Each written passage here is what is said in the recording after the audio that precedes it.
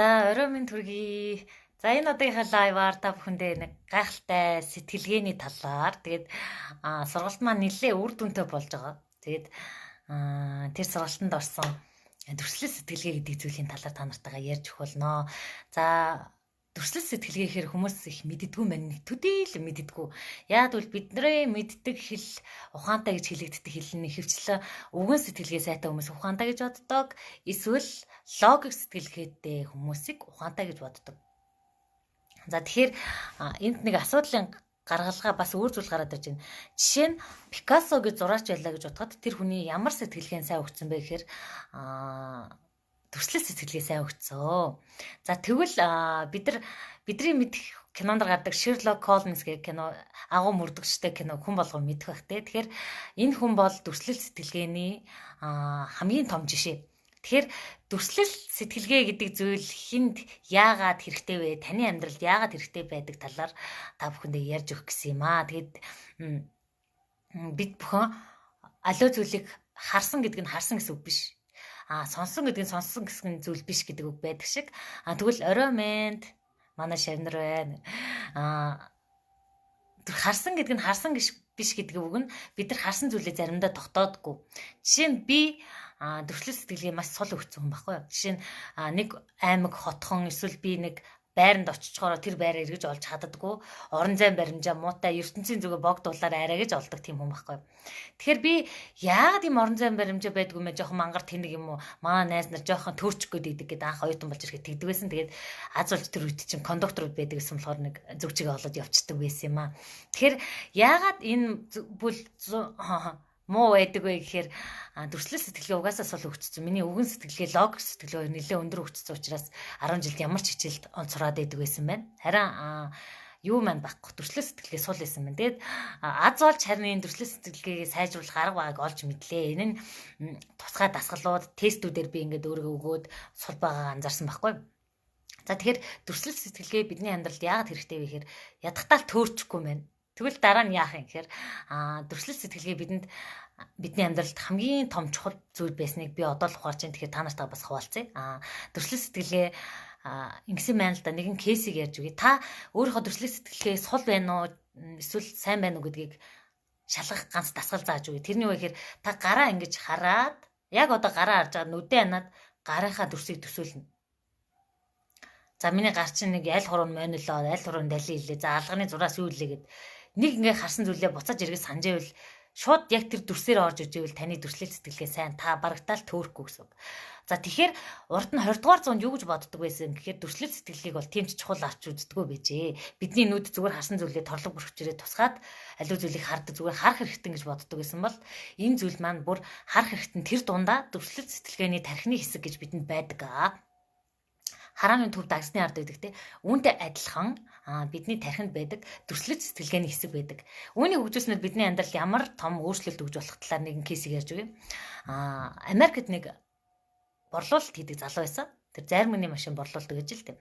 Тэгээд зарим нэг машин борлуулдаг. Тэгсэн чинь нэг жижигхэн цэхэд 3 жилийн дотор маш их борлуулалт хийсэн байж л да. 18 ширхэг тийм зарим нэг машин авсан. Тэгээ тэр одоо ямар сони юм бэ? Тийм жижигхэн түүц шиг юм байж яхаар юм болоо зарим нэг машин авчтай ингэ сонирхож үзсэн. Энэ залуу дүрслэл сэтгэлгээ сайтай учраас бүх жагсаалтыг нэг хараач хийжилчдэг гэсэн байхгүй. Тэгэд очиод харсан чинь тэр газар нь зөвхөн ажилчдын цайны цагаар түргэн хоол борлуулдаг зарим десерттэй борлуулдаг газар байсан. Ашиг орлого маш өндөртэй. Тэгээ тэр залуу юу гэж харсан бэ гэхээр ийм жижигхэн газар ийм олон машиныг ийм бага хугацаанд бусад бүтэн цаг онгоосон газраас илүү ашиг олж чадчихээн. Би танаа энэ франчайзыг худалдаж авъя гэж санал тавьсан. Танах яг хэрэгтэй цагаараа олон хүнд хүргэх үйлчилгээ дээрс нь төв цэгийг хотын байршлыг ашиглаж чадсан байна. Тийм учраас энэ франчайзыг би авъя гэж хэлсэн. Тэгээ нөгөө хоёр залуу заарсан. Тэгэхээр энэ бидний мэддэг Макдоналдс бий болсон байна. Макдоналдс газар чинь дүрслэл сэтгэлгээ сайтай залуугийн сэтгэлгээр бий болсон. Магадгүй тэр залуу энэ жагсаалтыг хараад 18 зарим нэг машин авсан байна гэдгийг тогтоож авч чадаагүй байсан бол дээрс нь тэр жижигхэн газрын байршлыг тогтоож аваагүй байсан бол Макдоналдс бий болохгүй байх юмсан. Тэгэхээр KFC, McDonald's-ийн захирлуудын нэг хошин яриа байдаг. Тэрний яадаг вэ гэхээр би түргэн хоол борлуулдаггүй. Та нар намайг юу борлуулдаг гэж бодож байна гэж McDonald's-ийн захирал, KFC-ийн захирал энтрээс асууж л дээ. Тэгэхэд би энэ хоёрын нэрийг яг холиод иж магадгүй. Тэгээд тийм учраас хоёул ингэ нэрлэлчлээ. Тэгэхээр нэг нь оюутан залуучууд та нар чинь түргөө ол зардаг үстэй хүн бүдүүрэлдэг гэж суутахтаа тийм дапас үгээр хэлсэн. Гэтэл оюутан залууд тэр McDonald's-ийн захирал юу ч хэлсэн бэ гэхээр чи миний бизнесийг мэдгүй байна. Миний бизнес бол үл хөдлөх бизнес. Яагтвэл би хотын бүх хэрэгтэй газруудыг авдаг. Бүх төв зэгийн гой байршилтай үл хөдлөхийг худалдаж авдаг. Харин хүмүүс тэр франчайз ирэх буюу түргэн хоолны зарах эрхийг аваад тэр том офис дотор түрээслээд хүмүүс зардаг байна шүү дээ. Тэгэхээр энэ бол үл хөдлөх хөрөнгийн хамгийн том бизнес байж таарсан. Тэгэхээр дүрслэл сэтгэлгээ гэдэг бол бидэнд ийм хэрэгтэй байдаг байна. Биднийг тойроод маш их боломжууд байдаг. Бид нар даанч хардггүй гэсэн өрлөг олсон үгийг бид нар мэддэг. Тийм ээ? Мэддэг те. Тэгвэл энийг харж чадах боломж нь дүрслэл сэтгэлгээ юм байна. Орон зай баримжаа сайтай байх, дээрс нь боломжийг ингэ шүүрж олж хардаг. Бид нар ингэ заримдаа гүлийцэн сууж идэг үстэй ингэ ядраад тарих ядраад гүлийгээ зурагтаар юу гарсныг ойлгохгүй, нөхөр үржлэнийг ойлгохгүй, эсвэл ингэ хүн хажуугаар өнгөрсөн автобусанд сууж байхаа эсвэл таксинд сууж байхдаа гүлийцэн байдаг те. Яг тийм тохиолдол мэдгүй юу харж өнгөрснөө цээжлээгөө. Хитэн буудлын өнгөрснөө ч мэдээгүй яг тийм үе байдаг. Өөрийгөө хостцсон үе л дээ. Тэр үедээ бид нар харсан зүйлээ хараагүй юм шиг өнгөрцөн байдаг аахгүй. Тэгэхээр ингээд та өрөөндөө бас үзээрэй. Нүдэн ханаад за одоо яг тэнд тийм тавилга байгаа, тэнд тийм байгаа гэд энэ дасгалыг бас хийгээд үзээрэй. Тэгэхээр би өглөө болгоны 30 хоногийнхаа хөтөлбөрт яг энэ дасгалуудыг, энэ хичээлүүдийг зааж байгаа. Таны ямар сэтгэлгээ чинь хэр сул өгцэн тест дээр нь заагаад тэгээд би энэ лайв хийж байгаа учраас над руу маш олон чат ирээд байна.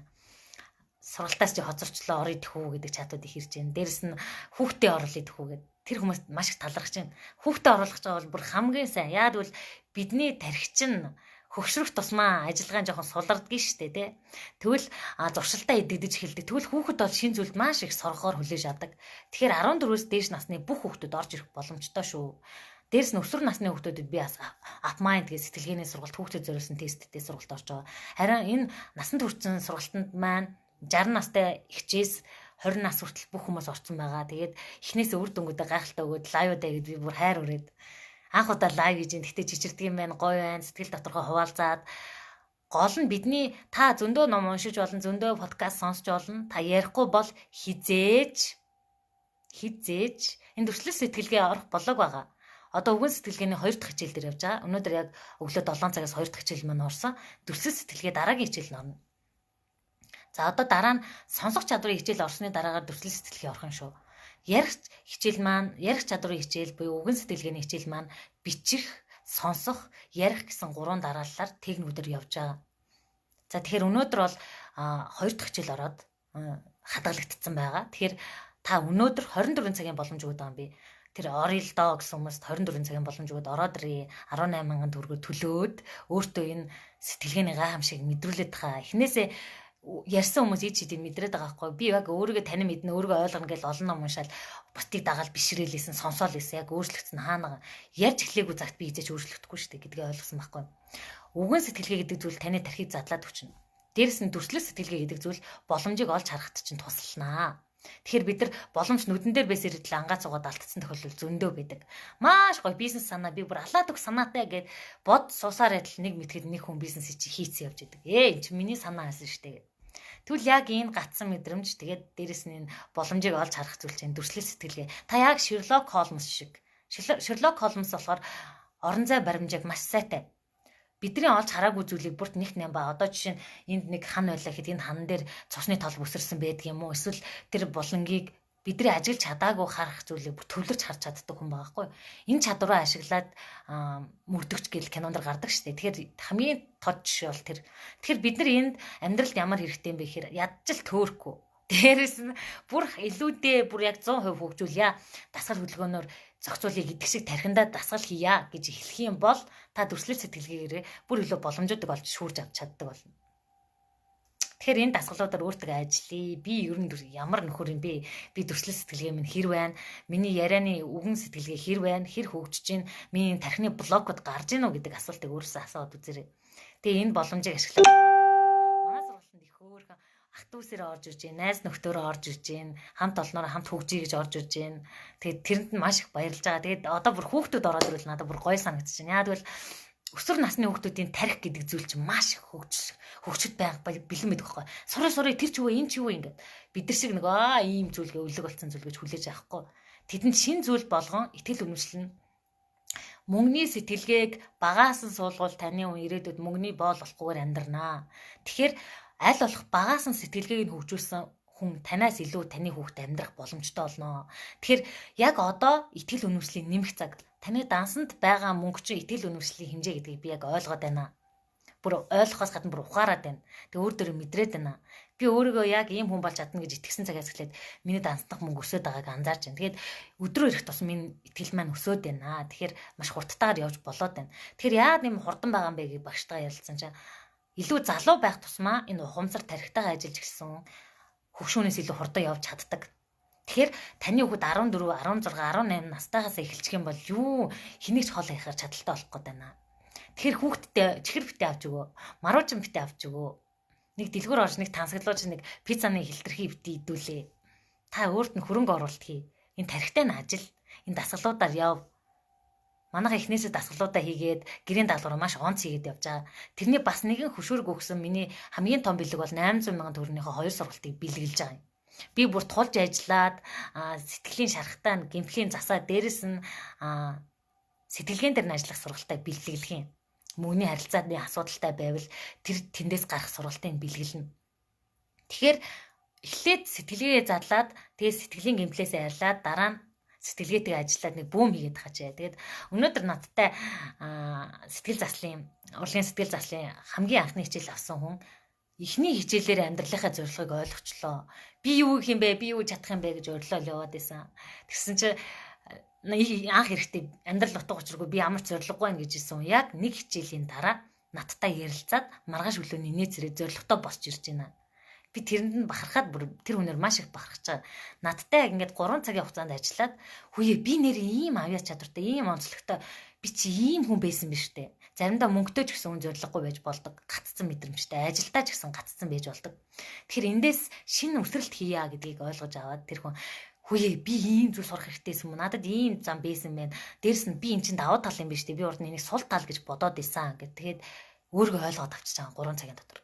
Дээрс нь бас нэг 2 бүүм эсэ үр дүнг би гаргасан. Тэгээд тэргээ танатайгаа уулзгаад над дээр нэг ихч маань ирсэн маш хайртай ихч маань. Тэгээд тэр ихч маань 14 саяг өөртөө энэ сэтгэлгээ, сэтгэл зүй энэ оюуханда зарцуулсан. Монголын хамгийн сайн ментор, хамгийн сайн коуч, хамгийн сайн сэтгэл зүйч, терапевт бүх хүмүүс төр очсон. Тэгээд тэр ихч маань надтай хэдхэн цаг ярилцсан. Тэгээд би асуудлыг яг олж чадахгүй нэг ториол гацаад тэндээс хайгаад исэн. Миний асуудал хаана байгаа юм бэ? Миний ажил үс хаана бүтггүй байгаа юм бэ? Би хаана гацаад байгаа юм бэ гэдэг сэтгэлийнх нь яг гүнд нь хар зүйлэн гаргаж ирсэн. Яг гүнд ямар асуудал байгаа? Гүндээ ийм шархтай зовлонтой хүн энэ наана бүүм өсрэлт юм гэж юусоо байхгүй. Би зөндөө хичээж унж үтсэн. Тэр их хүртэл 14 саяыг өөртөө зарцуулаад ид шидэг олж чадаагүй байсан. Тэгээд тэр их маань би чамтай ажилланаа. Би чамаас сургалт авнаа. Би угаасаа цаашаа чамаар ингэж явах болно гэдэг сонголтыг хийсэн. Тэгээд би тэр ихчид маш их талархснаас гадна тэр ихч надад талархсан. Би бүхэл бүтэн хэдэн жилийн хугацаанд энээсээ салах гэж 14 жил явлаа. Мөнгө төгрөг бол байлаа. Амьдрал бол байлаа.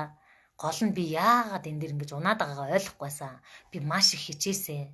Би маш их олон зүйлийг хийхийг хүсэж байна. Гэхдээ яг ингээ хөлдөө гинжтэй юм шиг байгаад байна.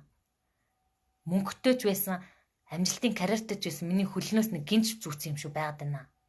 Гэдгийг тэр хүн ойлгосон байхгүй. Тэгэхээр миний хийж чаддаг ажил тэр хүмүүсийн гинжиг таслах. Угаасаа хүн болгонд нөөц боломжинд байгаа авьяас чадвар, ур чадвар, дотор нь байгаа тэр даймонд байна уу, гялалцах гал нь байна уу байгаа. Тэгэхээр тэр нэг гинжийн тасалчаар угаасаа хөөхөн тодорхой болчихж байгаа байхгүй. Тэгээд бүр том зориг мөрөөдөл яриад ажил үйлчлэх хүйцэлтэд яваад өгсөн. Тэгэхээр ийм зүйл байхгүй. Тэрнээс би ингээл зааж өгөх биш. Би заадаг хүн биш. Тэгэхээр миний хийдэг зүйл бол тэр хүн 90% өөртөө ажилдаг. Тодорхой бүр ингээ гаргаж ирдэг. Өөрөөсөө нууцсан, хар, дагтарсан, ялзарсан тэр зүйлүүдийг гаргаж ирдэг. Надтай хэдхэн цаг ярилцах хугацаанд өөрөө ч мэдгүй юм даалдах хүмүүстэй нууцсан сүрг юм ярьсан суужаад гинт өөрийнхөө ярианаас айж цочж байгаа. Миний дотор ийм амар байсан юм уу? Би энэ чи өөрөөс нуугаад исэн бүр ингээд бяцлаглын зөндөө багш нар дээр очиод энийг гаргаж ирч чадаагүйсэн шүү дээ. Хандаа баярлаа. Чи яг миний асуудалтай цэгийг олж өгч чадлаа. Бидний хамгийн их айдаг зүйл нь асуудалтай цэгээ олж чаддаггүй даа. Асуудал хаана байгааг мэдэхгүй бусад хүнд хайгаад идэх даа. Гэтэл асуудал энэ сэтгэлийн гүн дотор байдаг. Тэр зүйлийг ингээд ухаад гаргаж ирээд одоо нэг батгах шахах дуртай хүн гэж яддаг шүү дээ. Энэ дотор хэдий мэдээ тэгэл амхийг ингэж гаргаж ирээл эсвэл ингээл нэг кинон дэр эдийн сороол төв нулимж мэлмаал яддаг шүү дээ, тэ. Яг тэрэн шиг би тийм ажлыг хийж чаддаг болж байгаа да үнхээр талархаж байна. Тэгэхээр яг энийг та нар маань бодолцоод үзээрэй. Тэгээд ганцаарчлсангаар манай яг энэ 18 мянган групп сургалтанд тархин ажиллуулах байгаа хүмүүс маань зүрх сэтгэлтэйгээ ажиллах цэвэрлэх дасгалыг хамт хийгээд явж байгаа. Ганцаарчлсангаар өнөөдөр бас ганцаарчлсангаар 2 хүн орж ирлээ. Манай тэр ангиас тэгээд өөрийнх очрыг олчиж байгаа. Би ч одоо баахан л төөрж авсан юм биш. Тэртгэн төөрж олон сургалт олон лам бөө гэж явж байхаар эртгэл вэж гэдэг хариултыг хэлж байна. Тэгэхээр олон хүн бити төөрөөсөө энийг хийх зүйлээ ойлгоод өөрөөсөө хариултыг олоод авчаа гэж бодож байна. Би ингээд ухаантай царайлаа хариултыг хэлээ суудаг байхгүй. Чамд энэ ч асуудал юм гэж хэлдэг байхгүй. Тэр хүн өөрийнхөө асуудлыг олдог. Тэр нь хамгийн чухал. Миний хийдэг зүйл нь хүнд сэтэл өхөөс гадна хөтөж хийдэг. Яг тэр чархлуу нь очих хөтөж чинь хийдэг. За тийм байгаа шүү. Тэгэхээр маш олон хүмүүс чадчихээд тэгээ заримд нь хариулж чадахгүй, зарим нөгөө групп руу орсон хүнийг зарим нь чадчихгүй болохоор найзчлахаар нэмж чадахгүй байгаа юм. Тэгээд одоо яг линкийг явуулж байгаа хүмүүс рүү. Тэгэхээр тэр хүмүүсээс холбогдоорой, бүртгүүлээд мөнгө явуулчаад зарим нь ингээд чат бичихгүй орхисон билээ. Чадвар чат биччихээрээ. Тэгээд дээрэс нь юу гараа хүүхдүүдэд оруулаад ирчихсэн. Би яг юм өсвөр насны хүүхдүүдийг ороод ирсэн гэж маш их хүсэж байна. Та хүүхдтэй хөрөнгө оруулалт хийж байгаа бол энийг заавал хийгээрэй. Дээрэс нь энэ дүрслэл сэтгэлгээ энэ зэрэг 6 сэтгэлгээг хөгжүүлснээрээ бид нар энэ тархины хүчин чадлаа 6 дахин нэмж эхэлнэ. 500 дор хаяж 500% өснө гэдэг нь энэ л дээ. Бид нар ингээд өөрийн мэдлэгөө блоко тайлж явна дасгалуудаар. Тэгэхэд энэ хичээлийн дараа ямар гайхамшигтай үр дүн үзүүлэхийг би хэцтэй үгээр хэлж мэдгүй үр дүн байна. Тэгэхээр бид нар бол нэг фитнест явуулчвал хүүхдээ гой бити бэлгүүстэй болгоно мөнгө гаргаж чаддаглах. Тэгвэл би хамгийн түрүүнд энлүү нэм хийгээч. Энлүү нэмээсний дараа тархинд чинь нэг болч үүссэн байхад гисний 6 болчин дагаад ирнэ шүү дээ. Тэгэхээр энтэйгээ ажиллаад үзээрэй. Яагаад гэвэл бид нар хүүхдтэй өөртөө санаандгүйгээр маш олон блокуудыг үүсгэсэн байдаг. Миний хөө болохгүй штэ, наа чин болохгүй, наа чин болохгүй, наа чи аюултай ангисаар агаад хамгаалах нэртэй блокууд зөндөө үүсгэсэн байдаг. Тэгэхээр тэр блокуудыг тайлах хэрэгтэй байна. Тэр хүүхдүүдийнхээ блокыг нэг сайхан тайлаад задгаа сэтгэдэг болгоод өгөөч. Бидний 20 дугаар зууны тэр сэтгэлгээ өнгөрсөн шүү дээ. Социализмын үеийн сэтгэлгээч байна уу? Тийм нөгөө болно болохгүй, тийм сэтгэлгээ одоо өнгөрсөн байхгүй юу? Одоо 21-р зуун бүх зүйл боломжтой болсон цаг үе. Тэгэхээр энэ цагийг ашиглаад, цаг хугацааг ашиглаад хүүхдэд бүүм хийгээч. Тэгэхээр ихэнх эцэг эхчүүдийн гаргадаг алдаа нь хүүхдэд өөрсгөө болох гэдэг юм. Өөрсгөө болгоно. За ээж аав нэг юм дархан ухаантай юм чи миний хүү дархан бол доо. Ээж нэг юм чи миний хүү яг тийм л бол доо. Яг өөрийнхөө хэмжээс итгэдэг сэтгэлгээгээр яг өөрсгөө амьдрах гэж хичээдэг. Тэгэд яг үнэндээ таны амьдрал яг үнэндээ танд таалагдж байгаа юм уу яг үнэндээ? Тэрийг асуултанд хариулт хэлээрэй. Өөрийнхөө амьдрал орлого байгаа байдал нь өөртөө таалагдахгүй мөртлөө хүүхдээ амь зуух хэмжээнд амьдрал хүсээд идэг. Чи ийм мэрэгжил эзэмшүүл миний хүү хоолтой штэ гэд. Тэгсэн мөртлөө өөрийнх нь амьдралын тэр хэмжээ нь өөртөө ерөөс таалагддаггүй. Өөрийнхөө амьдрал сэтгэл дундуур байдаг гэр бүлийн харилцаанд сэтгэл дундуур үр хүүхдийнхээ тэгсэн мөртлөө л өөрийнхөө мэддэг юмэл тулгаад идэг байхгүй. Тэгээ эсвэл нэг хин нэг ухаантай хүний үгээр явах гэдэг. Одоо нэг манай ах дүүсийн дунд хамгийн гайгүй явж байгаа хүнээс зөвлөгөө аваад орчин үеийн гайгүй мэрэгжлийн эзэмшүүлээд тэрийг маань төвшөөд миний хүн алдахгүй гэдэг. Тэгэхээр би яг хамгийн үнэн гэлгээд таны хүүхэд хэнийг ч төвшөөд амжилтанд хүрэхгүй. Өөрийгөө төссөн цагтаа л амжилтанд хүрнэ. Таачтай. Би ч тэдэгсэн.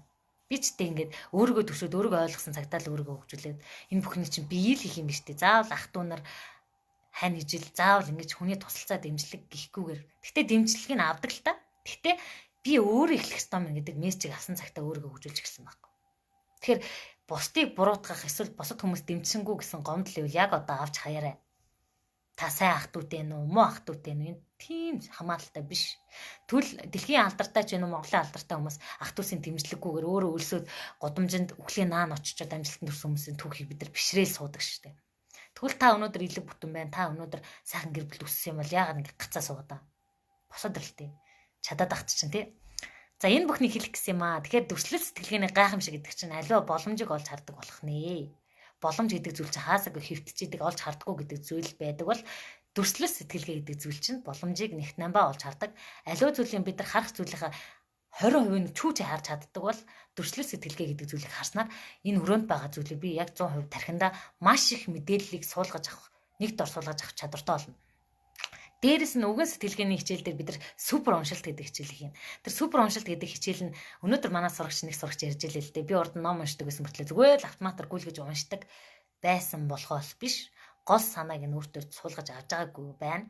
Бидний хамгийн их гаргадаг алдаа нь тэр сайн гэсэн тэр мундаг гэсэн болгоныг уншдаг мөртлөө өөртөө яаж мундаг болох вэ гэдгийг суулгаж авч чаддаггүй алдаатай. Тэгэхээр яг энэ бүгдийг бодоод үзээрэй. Номыг яг гол санааг нь одоо энэ ном байлаа гэж бодоход за энэ хаан ном байна. За энэ шиг ном байлаа гэж бодоход энэ номны гол санаа нь хитгэн утсанд багтсан байгаа шүү дээ. Энийг базаад ойлгочдөг. Гүйлгээд уншихдаа гол үгүүдийг өөртөө шингээж авдаг тийм чадварыг суулгах юм. Энийг бол супер уншилтын дасгал манайхаа орноо. Манайхан ихэхэд үзэж байгаа шиг нэ. Супер уншилтын зөндөө цаг хугацааг товчлоод номыг маш хурдан ойлгож авах арга. Дээрэс нь аливаа хүний яриаг супер сонсож ойлгож авах аргыг маргаасан. Бид нар ингээд лекцэнд очиж яриаг нь 100% хүний яриаг ойлгож авч чаддаггүй. Сонсох чадвар дутсантай холбоотой. Тэгэхээр энэ сонсох чадварыг суулгахын тулд 5 дараас нь дасгалаар явна. Бид нар ингээд аливаа зүйлийг сонссон гэдэг нь сонссон биш шүү. Та хүний яриаг 100% сонсдог гэдэгт итгэлтэй байна уу? Яг 100% төвлөрч чаддаг гэдэгт итгэлтэй байна уу? Ихэнх хүмүүс 100% төвлөрч сонсч чаддаггүй. Өөрийнхөө талаар ярих эсвэл өөрийнхөө асуудлын талаар толгойдоо бодсон нөгөө хүний бодлыг ойлгохыг хүсдэггүй байдаг.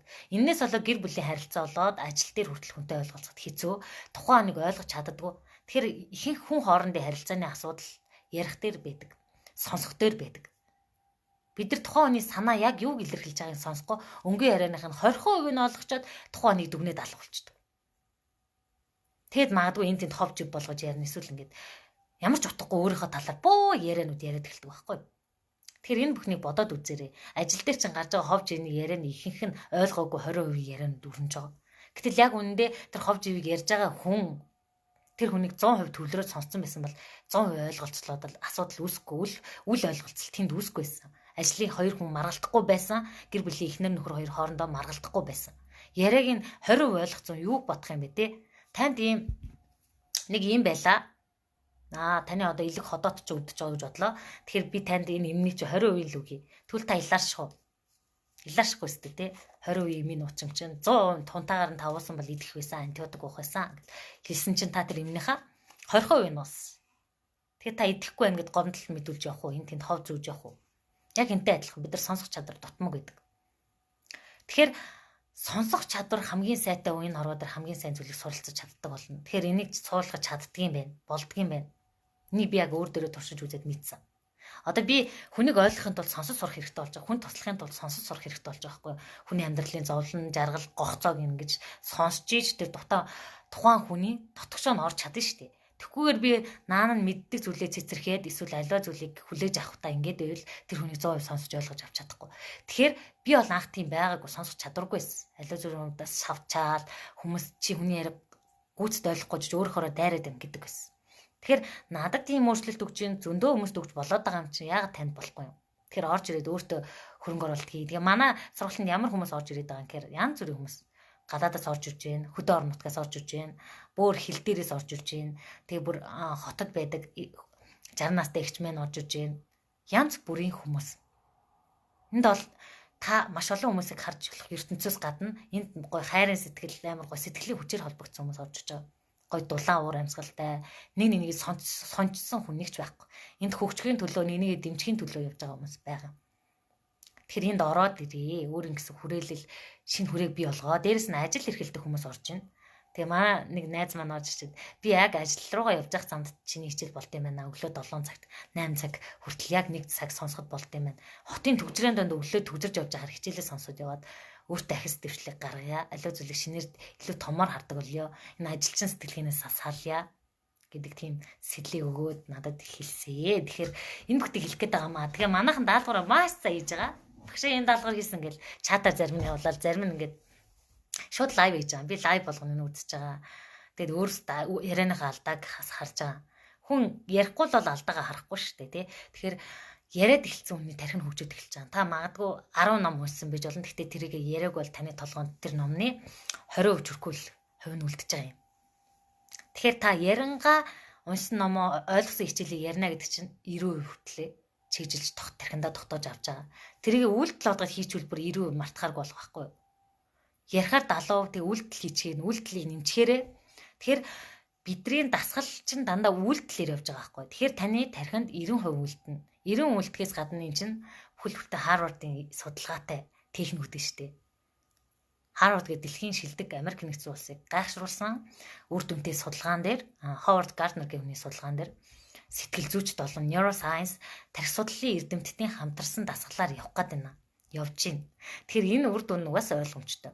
Та яг чин сэтгэлээсээ нээлттэй зүрх сэтгэлтэйгээр дээрс нь мэдхгүй гэсэн хоосон сав болсон толгоотойгоор ороод ирэх юм бол эндээс маш их зүйлийг авч болохоор байна. Тэгэхээр энэ сургалтаа би дараа нь яг үндсэн үнээр нь зарлана. Сая 800 мянган сургалт. Тэгээ би 18 төгрөгөөр явуулж байгаа. Тэгээд аливаа зүйл үнэгүй ойлгох үнэгүй зүйлийг авдаггүй учраас би яг энэ үнээр явуулж байгаа.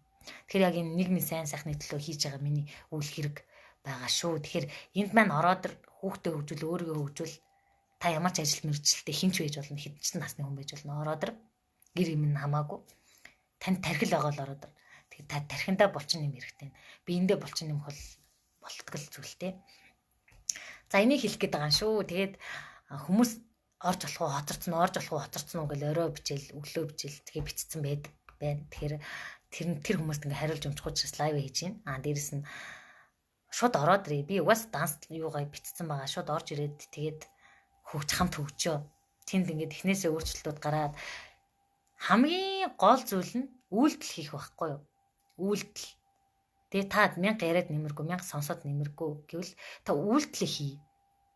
Тэгэхээр би нэг лайв хийнэ гэж жил ярьж явжснаас шууд хийцэн дэр үстэй. Тэгэхээр тэнд хүмүүс үйлдэл хийж байна. Үйлдэлээсээ суралцж байна. Хийсэн зүйлийнхаа хүн 90% тогтоож байгаа шүү дээ. Тэгэхээр тэнд яг ойлгосон хичээлээ ярьж явж гин. Дээрэс нь гэрийн даалгавраа хийж гин. Гэрийн даалгавраад өдөртөө өгдөж гин. Дээрэс нь талархал хэрэгжиж гин. Талархал манайханд амар гоё дандаа талархал бичдэг хүмүүс орж ирсэнд маш их талархаж байгаа. Дандаа эерэг сэтгэлгээ энэ тархиныхаа 90% сөрөг бодлыг дарахаар өөртөө тэмцэж байгаа тийм эмэгтэйчүүд орж ирсэн. Тэгэд ингээд доторх чин хүслүүдээ надад ярьж байгаа хгүй. Миний яг чин хүсэл мөрөөдөл бол энд хүрэх юм хандаа. Багшаа баярлж байгаа. Зарим нь бүр миний сургалтыг сар гараа хүлээж орж ирсэн хүмүүс байгаа. Би таныг сургалт зарлуул орж ирнэ гэд буугаас шийдсэн байсан. Тэгэд энэ бүхэнд маш их талархаж байгаа. Тэгээд энэ хүмүүс маань яагаад ингэж байгаа гэхээр дотоод зүрх сэтгэлээсээ өөрийгөө өөрчилж гэр бүлийнхэнтэй хэрэгтэй хүн болох юм. Бид нар өөрийгөө өөрчлөөд өөрийгөө хүндэлдэг, үн цэнтэй хайрлагдсан эмэгтэй, өөрийгөө хайрладаг эмэгтэй болохоос гадна энэ майнд өндөртэй эмэгтэй зөвхөн гэр бүлээр хязгаарлагдахгүй ах トゥ үеэл авах садандаа хүндлэгдэхэр эмэгтэй болж чадна. Тэрэндээ л итгэж чухал байхгүй. Болдгийм бэ. Зүгээр яг ингээ гэрээсээ өөрийгөө хөгжүүлж болдгийм бэ. Бити шалтгаан тоочроо сошиал учраас чадахгүй, лайв учраас чадахгүй гэд. Та шалтгаан тоочрол нэг л мэдгэж шалтгийнхаа боололоод нэг мэдгэд хойно хоцрол үлдэнэ. Тэгэхээр бити хойно хоцроо. Хойно хоцорсон түүхийг мэднэ штэ. Би зөндөл түүх мэднэ. Хүн харааш хүмжлэл идэг, өөрийнх нь амьдралын дээшлэлт хүмүүсийг зөндөө мэднэ. Дандаа хүн харахаараа молж идэг. Энэ нэг хачи юм юу гэж байгаа. Энэ нэг хачи юм юу гэдэг. Энэ бас юу солиороод байгаа юм гэж ярьжсэн аа. Өөрөө яг л тийм орлоготой, яг л тийм сэтгэлийн асуудалтай. Тэгэл яг л хүмүүсийг сөргөөр шөмжилсэн тийм хүн бити байгаарай. Тийм хүн байх юм бол хол байсан дээр. Харин дандаа хөгжиж, сурыг, тэмүүлээ, өөрчлөгдөе гэд. Тэр 60 настай ихч маань хүртэл өөрчлөгдөх шийдвэр гаргаад бүр ингээд хамгийн түрүүнд лайв хийгээд хамгийн түрүүнд даалгавраа надад явуулж штеп. Тэгчих чинь залуу хүмүүс зарим нь одоо би ч өнгөрсөн, одоо нэг их дээд сургууль төгссөн гэдэг дипломдоо найдад байгаад идэг нь аягүй сонирм. Биш тийм байсан л та. Дипломдоо найдад байна гэдэг нь ажилчин сэтгэлгээд хуруу дараад та 30 жил хаа хүрэх юм бэ? Би 30 жил халдвартад ажиллаад эсвэл төрийн байгууллагад ажиллаад хаана нурсан хүмүүсийг мэдэн шít манай ээж аавын жишээнүүд ч байна. Яг л нэг хэмдээл идэв шít харин ч бүр мөнгө нь хүрхгүй болдоо шít. Өнөөдөр атар талхны үн хэд болж байна? Атар талхны үн нэмэгдээл байгаа сте. Тэгж яах таны цалин өсөхгүй л байгаа сте. Тэгээ талбай дээр гарч гисаад ямар нэмэртэй байгаа юм? Эмчнэрийн цалин нэмээд талбай дээр гарч гисаад тэгээ хэр нэмэгдээл хэр инфляц нь өсөө төгрөг нь унаад байгаа. Тэг нэмэртэй байгаа юм уу? Тэнд гомдолж төрийг гомдолж эсвэл нөхрөө гомдолж сууж яснаас тархилуугаа юм хийл та. Тэгэх юм бол магадгүй энэ шийдэл гарч ирнэ шүү. Дэлхийгээр дүүрэн мөнгө байна. Дэлхийгээр дүүрэн боломж байна. Таны хүн болгоны нүүрэн дээр батг байхад гоо сайхан шахаад мөнгө олж л байгаа зү. Энд чинь тэгээд улс орондоо нэг хамаатай зүйл биш л байна. Дээрс нь хоол хийж чадахгүй хүмүүст хоолны сургалт заагаад хүмүүс мөнгө олж болж байна. Дуртай зүйлээ хийгээд хүмүүс мөнгө олж болж штэ. Цаан чин хүний хувцсыг анхаарад гоё стилист эмэгтэй болоод 5 саяар хичээл заадаг хүн Монголд байна штэ. Метр авсан байна. Өөрөө хүн цэнийг бүтээсэн эмэгтэй болол л доо. Хэдүүлээ масканд баригдахаа болио. Нэг өөрийгөө ухаантай эсвэл нэг би болоод байна. Би нэг юм ажилтаа учраас ийм гэдэг маска болчих. Дандаа нэг эго өндөртэй хүн над дээр заримдаа ирсэн. Эго өндөртэй би. Тэгэхээр чи хэдэн төгрөг цалин авдаг гэхээр сая өрхөө. Гэтэ би гоё, би сайхан. Надад бүгд ирчүүд ингэж татагддаг. Тэгээ дээрэс нь би ийм гоо үзэсгэлэнтэй эмэгтэй. Дээрэс нь би залуухан. Дээрэс нь би төрөө албаагч. Дээрэс нь би хамт олондоо хүндлэгддэг гэж. За тэгвэл чиний цалин эд юм ээ. Чиний орлого чамайг тоо хийж худлаа хэлдэггүй. Амьдралдаа зориг мөрөдөл нь жижигхэн байх тусмаа хүн байшин машин мөрөдж амьдрдаг. Том мөрөдөл тавих тусмаа хүн тэрний хараас явд юм байна. Тэгээ байшин машинтай олцохоор хүн санаа амарсан хүмүүс зөндөө байдаг. Маа суралцчтай орж иж ирсэн. Тэг байртаа боллоо. Тэгээ санаа амарсан байна. Одоо зорилгоо томруулах хэрэгтэй юм байна. Та нар боддоо хүн амжилтанд ханахаараа амьдрал утга учиргүй хоосон болчдөг. Би нэг сургалтанд сурч хат яг тийм байсан. Монголын хамгийн оргил зэгтээ тулсан гадаадд хүртэл айгүй том амжилт гаргасан хүмүүс гацчихсан байсан. Одоо юу хэмтгүй бүх юм байдаг, мөнгө байдаг, карьер байдаг, амжилт байдаг. Тэгтээ гаццсан. Тэгэхээр ингэх тусмаа зорилгоо томруулж явах хэрэгтэй байна л да. Тийм учраас л Билл Гейтс өнөөдөр дэлхийн тэр бомтон болчиход 70 эрэгтэр бие шарахгүй өвтөж штэ. Шарахгүйгээр дэлхийн эког шийднэ, эко асуудлыг хөрсний бохирдлыг шийднэ, нойлыг шийднэ гэдээ явж штэ. Магадгүй бид нар хэдэн тэрбум доллартай дэлхийн хамгийн баян хүн болчвол юу энэ асуудлыг шийдэх өөрийнхөө жаргалыг бодож явна гэж бодож магадгүй. Гэхдээ асуудлыг шийдэх томоор сэтгэж эхлэхгүй цагаас эхлээд тэр хүн уналт эхэлдэг байхгүй. Тэгэхээр тэр хүн хизээч унахгүйгээр энэ хорвог дуустлаа сэтгэж эхэлнэ. Энэ том асуудлыг шийдэж эхлэн гэсэн үг. Энийгээ томруулж эхлэн гэсэн үг. Тэгэхээр та өнөөдөр хэний асуудлыг яа шийдэж өгч байна? Өнөөдөр хүүхдтэйгээ гидсний цадах асуудлыг шийдэж өгч байна уу? Хүүхд ч өнөөдөр өлсгөө үйл болоо юм шиг санагдаж байна уу? Нөхрийнхөө амьсны хэрний асуудлыг шийдэж өгч байна уу? Эсвэл нөхрийн гидс дүүрэн байх асуудлыг шийдэж өгч байна уу? Эсвэл нэжгээд олон эмэгтэйчүүдийн амьдралын асуудлыг шийдэж өгөх эмэгтэй болох юм уу? Өнөөдөр яг одоо та шийдвэрээ гарга. Бид нар хитрхи жижиг асуудал. Тийм байгаас яг бодъё. Та тэгээд ах トゥ нартай яг тусалсан шиг тусалж чадаад байгаа юм уу? Нэг ах トゥ нар ч өвдлөө авдлаа гэхэд яг хангалттай мөнгө шилжүүлж чадчих байгаа юм уу? Чадахгүй л байгаа шүү дээ. Өнөөдөр тэгсэн мөртлөө би ухаантай би ийм дээд боловсралтай, ийм олон дипломтой, ийм тэгсэн гэдэг эготод өндөртөөд явж байгаа хүмүүс зөндөө харсан. Яг хөө тэгээд мэрэгжил дээд боловсрал төгссөн хүмүүс хүндэлдэг л дээ. Жишээ нь ингээл эмчээ ч юм уу, багшаа ч юм уу ингээл хүндэлдэг. Гэхдээ яг цалин амьдралтаа хүрж байгаа юм уу? Хүрээгүй. Тэгвэл тэгж эготод яа гэдэг тэр ухаантай маска аваа хайчил та. Дотроос астаг тэр нөөц боломжоо гаргаж ирээ. Танд угаасаа заяагт өгөгдөл гэдэг зүйл байна. Тэр өгөгдөл гэдэг зүйл чинь 6 сэтгэлгээн дээр тулгуурлаад гарч ирэхээр байна. 6 сэтгэлгээ нэг нь бол үгэн сэтгэлгээний хөгжсөн хүн бол лектор эсвэл мотивашн спикер эсвэл дэлхийд мандах тийм ярьж чаддаг хүн болж чадхаас гадна маш сайн сэтгүүлч болж чадна. Дээрэс нь эсвэл шоу өөр гэсэн шоутай хүн болж чадхаар байгаа зү. За тэгвэл дүрслэх сэтгэлгээ өгдсөн хэн болох юм бэ? Маш сайн зураач болохоос гадна орон зай баримжаатай учраас архитектор хүртэл болоход хэрэгтэй юм байна. Ингээ бодоод үзье. Кино найруулагч болж байна. Маш том дүрслэх сэтгэлгээтэй хүмүүс төсөөлөн бодох чадвар маш сайтай байгаа шүү дээ. Тэгэхээр бид нар Стив Джобс аватар киног шивтгэхээс илүү дүрслэх сэтгэлгээг хөгжүүлээ л та. Бидэнд байгаа юм биш үү? Бидэнд нөөц боломж байдаг тодорхой гаргаад ирэл хангалттай л олон ном уншлаа шүү дээ. Би л зөндөө тийм олон ном уншсан. Тэгвэл тэр болгоныг чи хөгжүүлэх дасгал нь байна. Тэгэхээр илүү хөгжүүлж явах юм байна. За дараагийн зүйл нь бүтээл сэтгэлгээ гэдэг зүйл байна. Бүтээл сэтгэлгээ гэдэг зүйл энэ хороогийн бүх зүйлийг бүтээсэн шүү дээ.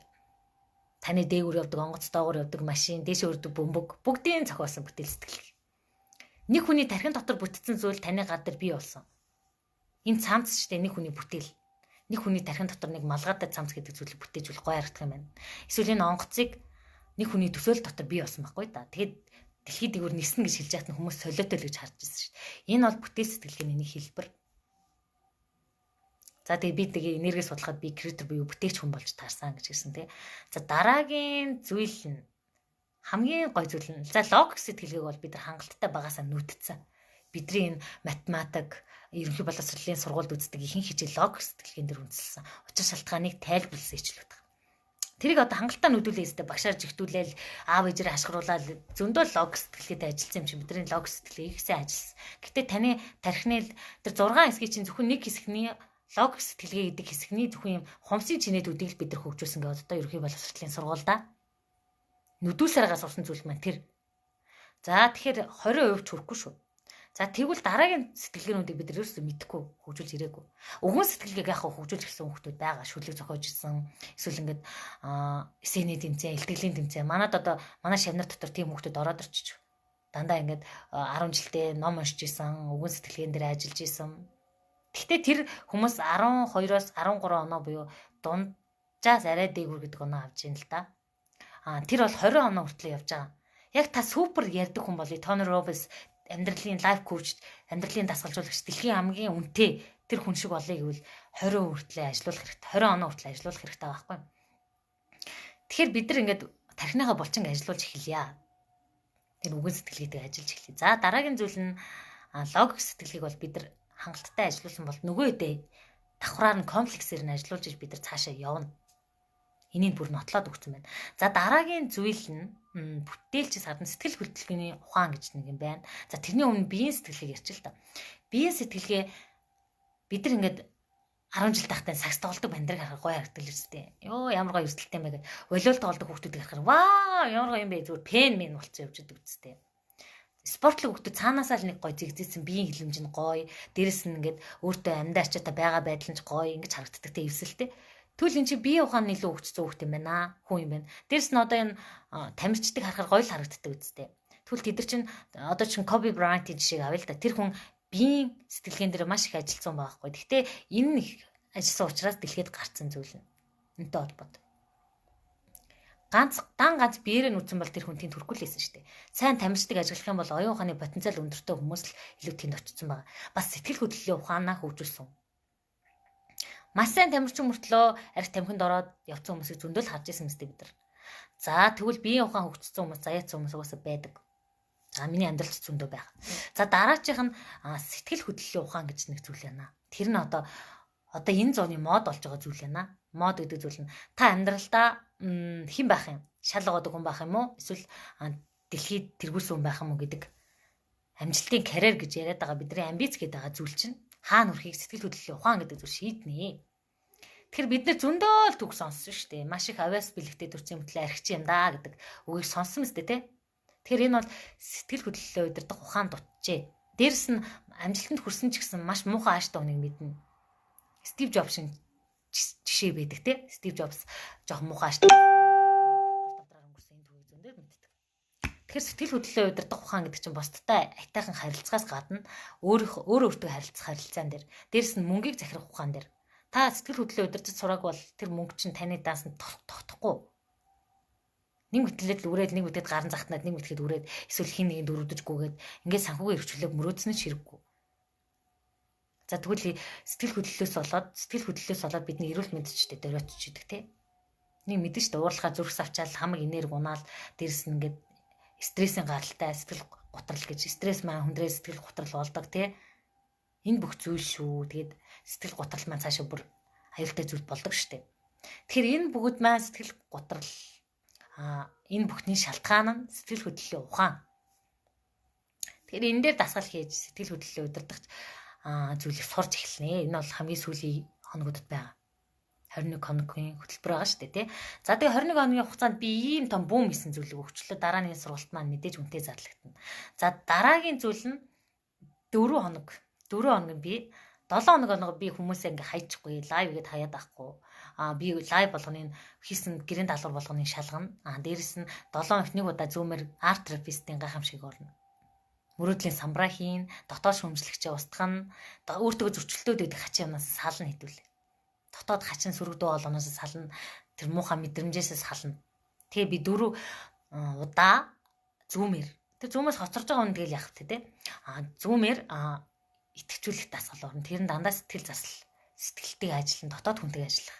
Тэгээ дээрс нь нэг сөрөг мэдрэмжээс салах зүйлүүд байгаа. Тэгэхээр таны дотоод ертөнцид дайн дуусан цагт гадаад ертөнцийн дайн дуусан шүү.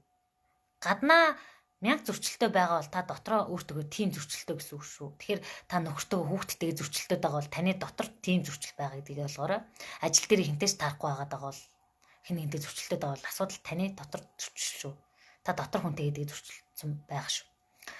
За дараа нь хамгийн сүүлд нь 4 хоногийн дасгал байгаа. Тэр нь юу вэ гэхээр яг тархины гайхамшиг дасгалууд, ой санамжаа сайжруулах, Одоо би тархины ихэнх хэсгүүдэд ажиллачлаа тий бүтээл сэтгэлгээ сэтгэл хөдлөлийн ухаан гэд. Тэгэхээр 70 дахь сард идэх ихэнх зүйлэд ажиллаж байгаа хгүй юу? 70 дахь сард бидний бүтээл сэтгэлгээ байна. Ой санамжийн одоо ой санамжийн хэсэг рүү орох дасгал нь 4 хоног.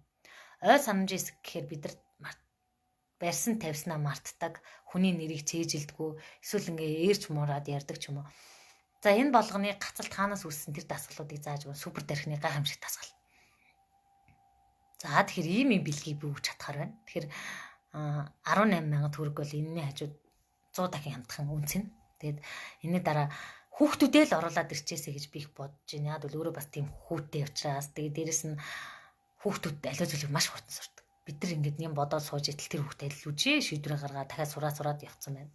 Тэгэхээр ээш өгнө үү, юу өгнө үү, ямар мэрэгчлэлтэй болно уу? Угаасаа л энэ суур 6 чадвар чинь нэмэгдэж таны хүүхдийн амжилт гэдэг зүйл тодорхойлогдож эхэлнэ. Тэгэхээр сүүлийн үед одоо IQ чадвар гэдэг зүйлийг бүр цэцэрлэг хүртэл байгуулагдчихад байна. Хүүхдийг бүр хүүхэд байхаас нь эхлээд сэтгэл хөдлөлийн өдөр тухайныг зааж өгдөг болоод шүү дээ. Дэлхийд даяаршаа тийм зүйл рүү чиглээд байхад бид нар нэг л цэцэрлэг тоол өгдөг нэг цэцэрлэгт авч өчөө тийм ээж байх юм уу?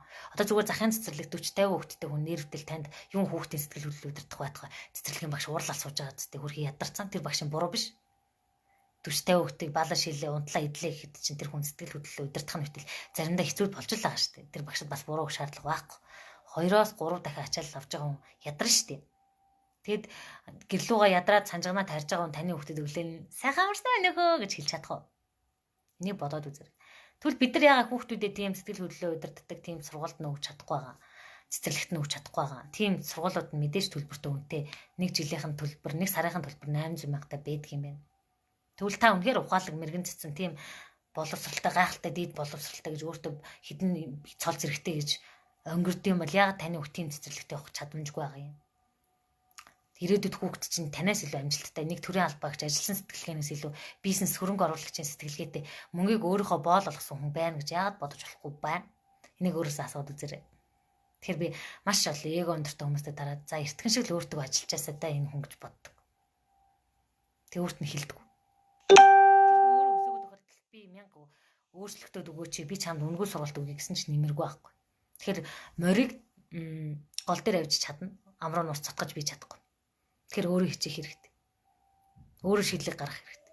Нэр үнэхээр л ухаантай мэрэгэн цэцэн байх юм бол Билл Гейтс шиг, Опра шиг, за боли Монголд идэг нь зайсанд амьдардаг хүмүүс юм, хаана амьдардаг хүмүүс, гүндэд амьдардаг хүмүүс юм. Тэр хүмүүс шиг л байх хэрэгтэй шүү дээ. Тэр хүмүүс баг тэр хүмүүстэй би Монголын тэр бунтан үнтэй уулзаж байхад тэр хүн би ухаантай гэж хэлэхгүйсэн. Надад сурах зүйл их байхаа гэжсэн. Энэгээр л ялгаад байна шүү. Яг үндэ мөнгөгүй төгрөггүй орлогогүй амьдралд нь юу ч хүрхгүй байгаа хүмүүс өөрийгөө ухаантай гэж хэлдэг. Дээрс нь мөнгө тэмч чухал биш гэж сониуг амнаас гаргадаг. Тэгээ яг ингээд санхүү хэрэгслүүнд очсон хүнтэй ингээд яриад үзэхэр тэр хүн би сурах зүйл их байгаа хүүхдээс хүртэл сурч явдаг аа гэдэг. Та суралцахгүй л бол ядуу руу унжээ дээрс нь та энэ тогтон байдлаас унжээ нёроолдоо живжин гэсэн үг. Суралцах гэдэг нь заавал нэг семинарт очиод нэг талах сэндвичний булан идэхийг хэллээгүй шүү би. Сургалт гэхээр нэг ухаантай доктор профессор очиж ирээд амьдралд чи ямар ч ахиж дэвшил өгөхгүй бол энэ сургалт гэхээс илүү заах яг өнөх хөтөлбөрт юм да. Мэргэжил нарийсгах юм да. Тэгвэл тэр сургалт таны мэргэжил цалингаж нэмж өгд юм. Сургалт гэдэг зүйл таны энийг өсгдөг. Дээрс нь энийг томруулдаг зүйл байвал хамгийн сайн. Тэгсэн цаг таны орлого нь өснө энэ гацсан байдлаас сална ажилчаа ангийн тойргоос гарна штэ. Би л ажилчаа ангийн тойргоос залхсан. Миний ээж төрийн албаагч, миний эмээ эдэр ингээл агрономч ингээл дандаа л мөнгөний гачлантай амьдарсан хүмүүс. Нэг жаргалтай амьдарсан өнгөрөхгүй байдаг. Дандаа мөнгө дутуу, мөнгө модноос сургасан юм уу? Эсвэл нэр том яриад энэ чамайг тэгж дэлхий гадаад миний мөрөөдөл Америкт сурах байсан. Гэхдээ миний мөрөөдлийг ээж аав эмээ маань биелүүлж өгөх тийм чадамжтай хүмүүс байгаагүй. Тэд нар чи яасан том зүйл ярьдаг юм бэ л гэж багаас хэлдэг байсан. Тэгээ би чаднаа л гэдэг байсан. Би чаднаа, би сурнаа л гэдэг байсан. Анаахт орно гэхэд ч тэгжилээсэн. Чи юм олон жил тэр үед ээж ганц би болцсон. Олон жил ингэж суралцж ээжийнхээ амхыг идэж яаж сурж ахаар чи анагаах манагаах гэж донгорч байгаа өөр эрдэнттэй чи нэг айтайхан сургуульд ороод хүн зовоохгүй байж болдгоо мөжилжсэн. Би чаднаа л гэс. Би энэ ард гарнаа л гэс. Тэг гарсан. Дунд нь ээж ажилгүйч болсон. Зөндөөл юм гүцэн. Би тэгэл лаунжч ажиллаж үзсэн. Нэг зүйлийн ард гарах юм чухал байхгүй. Эндээс үлдэх гэдэг юм гэхээр таны хин нэгэн чадахгүй гэж хэлжээвэл та тэр үгэнд бити итгэе. Та энэс илүү чадна. Өнөөдөр хорой ертөнцийн дээр бүх хүн таныг чадахгүй гэж хэлсэн ч та чадна шүү. Та өөртөө итгээх учраас хүн бүхэн танд итгэхэд чадахгүй гэрэл чи чадахгүй бол юм тонхсод л гэж хэлж байгаа шүү. Тэгэхээр та өөртөө итгэж байгаа юм юу чадна гэдэгтэй, юу хийж чадна гэдэгтэй, хүүхдийнхээ амьдралыг ирээдүг өөрчилж чадна гэдэгтэй. За тэгээд сэтгэл засал гэдэг зүйл яагаад хэрэгтэй талаар бас нэг маш хүчтэй өгүүлбэрийг би хэлээд тэгээд энэ лайва дуусгая. Бидний дотоод ядуу сэтгэлгээ, тэгээд дотоод зөрчил, сөрөг мэдрэмж, дээрэс нь эцэг эхээс авсан шарах, дээрэс нь эрэгтэй хүний талаарх сөрөг мэдрэмжүүд, дотоод эрэгтэй хүнтэйг зөрчилдсөн энэ байдлууд маань зөрчилдсөөр л байвал тэгээд дээрэс нь таны уур ааш омог, сэтгэл хөдлөл удирдаагүй чадварууд энэ бүхнийг өөрчлөхгүй бол яг хараал шиг таны хүүхдэд дамжиж очно. Ямар шүүлтүргээ шууд аавна. Таны бүх муу чанар, бүх ядуу сэтгэлгээ, бүх муу дадлыг чи аавна. Тэгэхээр та өөр хүүхдээ яг тийм байхыг хүсэж байна уу? Таны яг өнөөгийн байдал аз жаргалтай байна уу? Сэтгэл хөдлөл чи хэр байна? Сэтгэл зүй чи ямар байна? Дансан дах мөнгө чи ямар байна? Ирээдүйд хүүхдээ яг тийм байхыг хүсэж байна уу? Түл та тийм ээж аав болох хэрэгтэй байна. Тэгэхээр сэтгэл ханамжтай, мөнгийг өөрийнхөө төлөө ажилуулдаг байна уу? Сэтгэлгээ чинь тэлцсэн байна уу? Тийм хүн болмоор байна. Өнөөдөр хийл та тий. За тэгээд ийм зүйлүүдийг бас хүрхийг хүслээ. Тэгэхээр 6 супер хүч тархиндаа суулгах энэ техник рүү ороод ирээ. Энэ боломж хүн зөндөө байдаг гэхдээ алдчихад идэх те. Тэгэхээр энэ боломжийг аваад ороод ир. Хүүхдтэй үг. Хүүхэд бол сонирхоод шууд хийх тодорхой тийм хүнд техникүүд байдаггүй учраас. Дээрэс нь бид нар хүүхдээ эрхлүүлж ирэхээр нэг марууж авч өгөөд нэг пицца авч өгөхөөс илүү ийшээ нэм хиймээр байна. Тэгэхээр бараг танаас илүү хүүхэд ч ойлгож эхэлж шүү. Хүүхэд танаас хурдан сурна. Ийм супер юм байд юм шүү дээ. Ингэмээр юм шүү дээ. Тэгээд над дээр ирсэн хүмүүс зөндөө мөнгөтэй хүмүүс ирдэг л байна. За би мөнгөтэй юм чадaltaй гэсэн мөртлөө боломж цаанааг би харж чадахгүй байна. Чи миний өмнөөс нь хараад өгчөөч гэсэн хүмүүс бас байдаг. Тэгэхээр боломжийг харах нүд гэдэг чинь төрслөл сэтгэлгэн дээр байд юм байна. Тэгэхээр гэр бүлийн аз жаргал гэдэг зүйл чинь мөнгөөр хэмжихгүй зүйл гэдэг шүү. Тэгэхээр мөнгөөр хэмжихгүй зүйлийг сэтгэл зүйтэйг ажиллаж та цааш нь давж гарна. Тэгэхээр маш олон хосууд салтан дээр болохоор мөнгө тэмч чухал биш болсон байдаг. Тийм үстэй. Салт тулцсан бахаар байдгаа бариадгүй, салт тулцсан бахаар маш их мөнгөний асуудалд орно. Тэгээ салахгүй тул лам бөөгөр явна. 5 сая, 10 сая хэдийг байдгийг төлчихсөө одоо ингээд аргаа бараад гэсэн. Энэ амьдрал хүүхдээ илүү бүтэн өсөх юмсан гэсэн хүмүүс зөндөл ирдэг шин. Нэг бодоод үзээрэй. Энэ үн цэнийг ийм төгрөгөөр өгнө гэдэг бол мэдгүй. Ганцхан удаа. Тэгээ дараа нь би өөр үн цэнийг бүтээж авч байгаа, өөр олон зүйлийг туршиж байгаа учраас энэс илүү зүйлийг хийе явна. Энэ жилийн зорилгоо тодорхойлсон хаана хүрэхэж мэдж байгаа. Мөрөөдлийн самбараа яг ном ёсоор нь хийцэн. Тэгэхээр би яг энэ арт-терапита мөрөөдлийн самбараа яаж хийх юм? Бид нар нэг дэлгүүрээс очил юм аваад яг наагаал яг тэр нь бүтдэг юм уу? Тэгэл нэг сайхан үг сонсоод тэрний яг биелдэг юм уу? Энэ болгоныг бас бодоод үзэрэй, өөрөөсөө асуугаад үзэрэй. Тэгэд лайв үзсний дараа хүмүүс их олон зүйлийг бодож хондог. Ер нь надтай ярьсны дараагаач их олон зүйлийг боддог. Орчин их зүйл бодоод. Нээрээ тийм юм байна. Тийм чаднууд маш их ирдэг. Тэгэхээр өөрлөгөө бодож эхэлнэ гэдэг чинь маш том алхам шүү. Тэр хүн болгонд баяр хүргье. Яг энэ бодсон зүйлээс эхэлж өөрийгөө өөрчлөх зам нэгддэг шүү. Тэгээ өөрийгөө өөрчлөн гэдэг байгаа нь ирээдүйн хүүхдүүдийнхээ ирээдүй болоод бүр цаашилбал хамаатан сад өөр удамдаа нөлөөлөх хүн болохыг гарцыг та өөртөө нээгэрэй гэж хэлмээр байна. Энэ л та итгэр өөртөө итгэх итгэл гэдэг чинь шүү дээ. Тэрнээс биш нэг офс нэг шилэн барилга дотор очоод нэг гоё офс хувц өмсөөд нэг дүүплэлээр гунхаж явснаа энэ байгууллагын дарга гээд 2 сая төгрөгийн цалин аваад бусад хүмүүс даналцахыг өөртөө итгэх итгэл гэж хэлэхгүй. Тэр бол ажилчин сэтгэлгээ. Эго өндөртэй хүн. Тэр хүн магадгүй ажилгүй болоход тэр эго маск тэр ажилчин сэтгэлгээ тэгэл цуг газар унана. Харин эндээ юм хийцүү хааж утсан умгүй.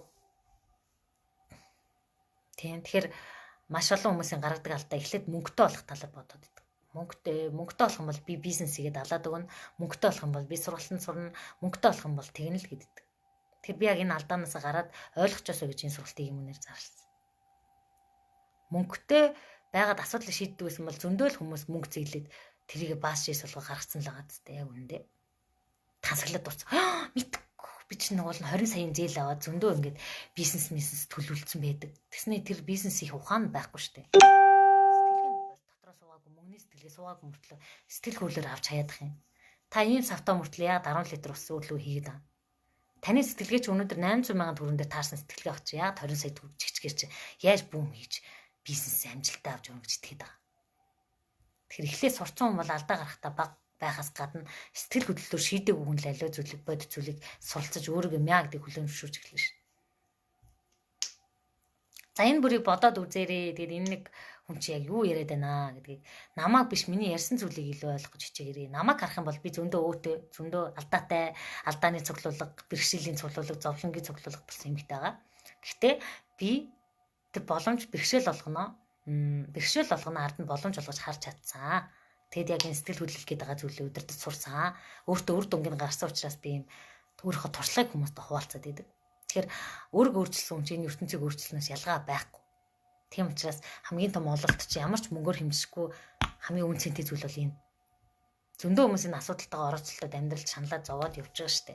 Зөндөө л салтын түүхийг зохиогоод, зөндөө л хохирчийн дүр тоглоод, зөндөө уйлаамайлаа нулимс нас зөндөө л юм болж байгаа штэ. Би чи бас тийм зүйлийг туулсан. Тэгэд олон хүнд ийм юм бити болоосоо гэдэг үгнээс би энэ гараагаа хэлсэн. Итгэж асуудлаа өөрөөсөө ойлгоо зэгцлээд явчаасаа. Энэ үг яриа зэгцэрхийн жишээтэй энэ тарих зэгцэрсний дараа үг яриа үйлдэл бүр зорилго руугаа зэгцэрч эхэлт юм байна. Тэгэхээр тарих зэгцэхгүй байхаар өөрийнхөө зорилго мөрөдлөгч мэдгүй. Би хааврах гэдэг байгаач мэдгүй. За ингэж явсараад нэг тэтгэвртэй гарна гэж тэтгэвртэй хүлээсэн өмнөд болоод. Тэгэхээр тэр тэтгэврээр яг амьдралд хүрээд байгаа юм уу? Мэдгүй тэр тэтгэврийн зарим нь харахаар тэтгэврийн зээл авч өөр хөлтөө хүчсэн лах юм.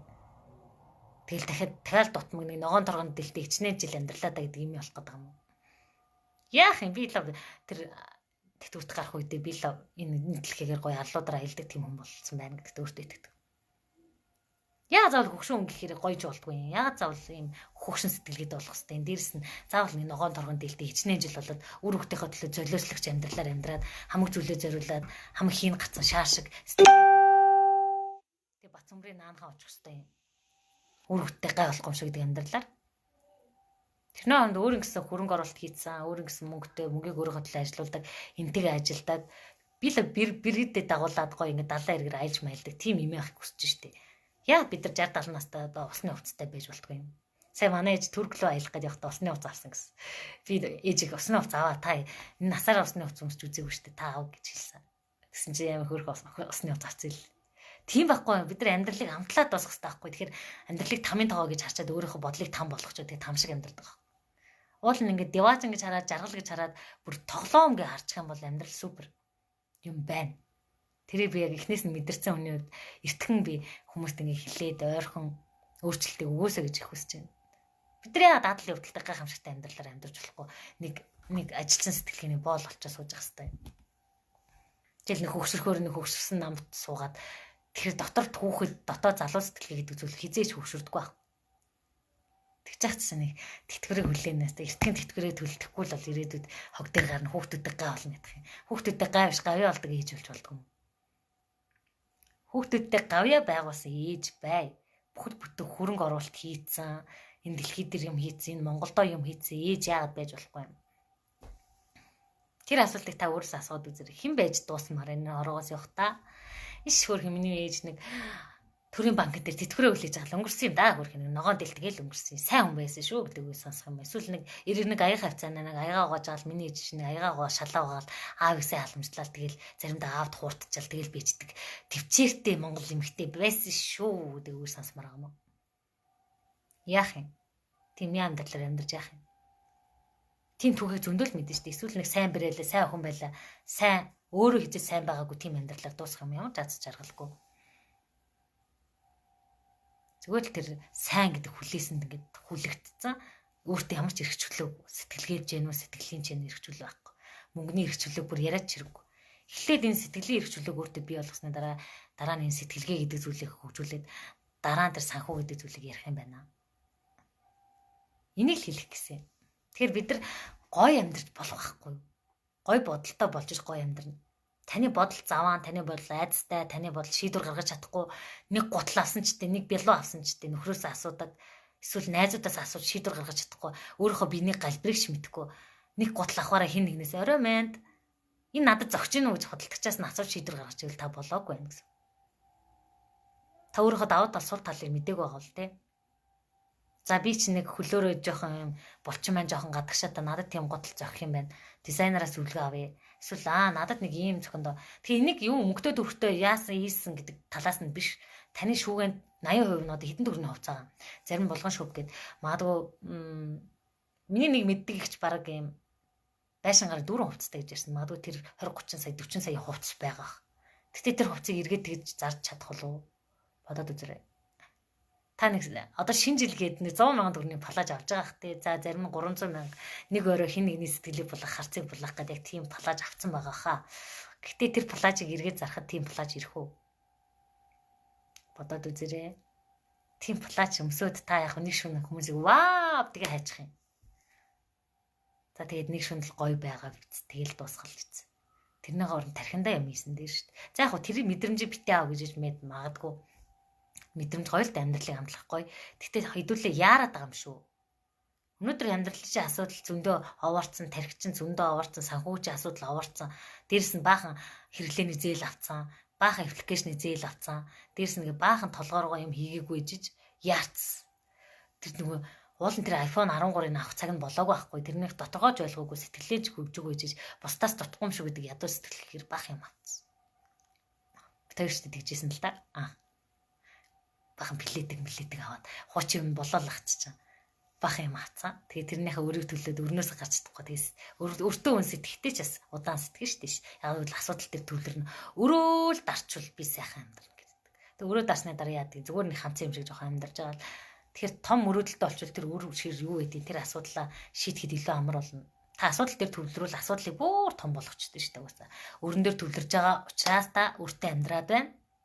Асуудал дээр төвлөрөөд байгаа учраас та асуудалтай л амьдраад. Тэгээд та өнөөдөр яг юун дээр төвлөрч байна да? Гадаад гол сайхан уу? Тэгвэл та гаднаа гоё гэж болно л. Тэгэл дэлхийгээр дөрөн гоё ганга өхнө зөндөөлөө штэ. Тэд нар яагаад аз жаргалгүй байгаа? Гоо сайхныхаа хаалгаанд донтцсон өхнөд зөндөө мэддэг үстэй. Энийгээ шунталгоод тэрийгэж овоолгоод энийгээ л оцоолгоод тэгвэл тэд нар тийм аз жаргалтай амьдарч байгаа юм уу?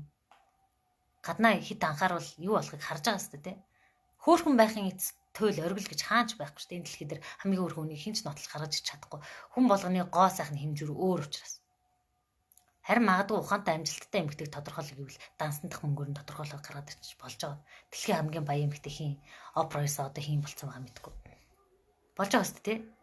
Тэгвэл та үнхээр л аливаа зүйлээ орой дээр нь гарахыг хүсдэг тийм амбицлог зам байгаа бол тэрийг өөрийнхөө орой дээр гараач.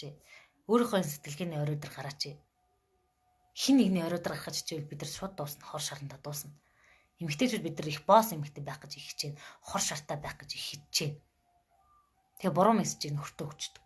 Би хүчрхэг эмэгтэй учраас чи миний хажууд байхгүй л яв шүү. Гэтэ эрэгтэй хүн тийм хүчрхэг эмэгтэй ухаантай эмэгтэй хүн тийм ч таалагдахгүй л дээ. Хоёр эрэгтэй хүн гэрт амьдрахгүй учраас тий. За тэгээд энэ үн цэнийг их ярихыг хүсдэг. Тэгээд би нэг гадаад байдалд нэг анхаарахыг хүсдэггүй яг дотгошоо сэтгэл зүрхлөө орохыг хичээж ярьдаг. Тэгэд үн цэнийг аваад нэг эмэгтэйс ойлгоод гараад ирсэй гэж хардаг. Гадаад байдлаар шөмжилдэг хүмүүс угаасаа миний яриаг сонсохгүй. Тэгэхээр дотгошоогоо нэлээ өнгөдөг хүний яриаг олоод ойлгоно гэдэг үднэс би ингэж яриад байдаг. За тэгэхээр гаднаа гоё болох амархан эмэгтэйчүүдээ гоё. Та угаасаа 70 90-д байх байшин эсвэл ингээд энэ тэрх. За боли өрнөөсөө гараад асуудлаа шийдсэн байхад та нэр айлч гоосайхан айлч юунд очиод гоё болж болно шүү дээ. Тэ? Тэглээч угаасаа сэтгэлийн амар амгаланд байгаа хүн арьс муухай гэж байхгүй. Бид нар стресстэйгээр эндээ үрчлээ нэмээд стресстэйгээр хамаг зүйлээ хүлж байгаагаа ойлгодгүй байхгүй. Тэгэхээр дараа нь дахиад нөгөө ботокс ч юу ч юм тэрийг ихэд энд тэндээ бомбосон болтоглох.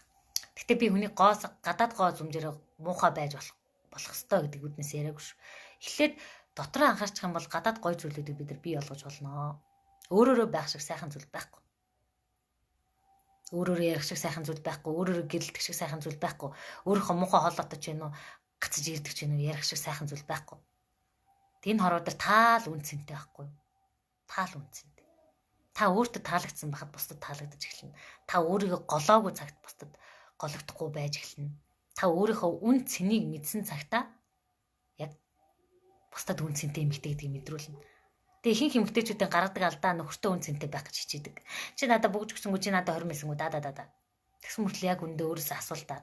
Та үнэхээр тийм бүгж өгмөр сайхан сэтгэл хөдлөл өдөртөг тайван бусдад урам өгдөг, дэмжлэг өгдөг тийм гоё эмэгтэй байгаа мó? Гүү. Та дандаа ууралж гомдолдог, аашилдаг эмэгтэй. Хинч бүүж үсгийг хүсгээргүй эмэгтэй. Ууралж байхдаа царайгаа толинд нэг хараад үзэр. Та хин нэгнээс үн цэн өсөд байгаа бол тэр хүндээ үн цэнийг өгөхөөр тийм эмэгтэй байж чадж гэнэ үү гэдгийг өөрөөсөө асуугаар.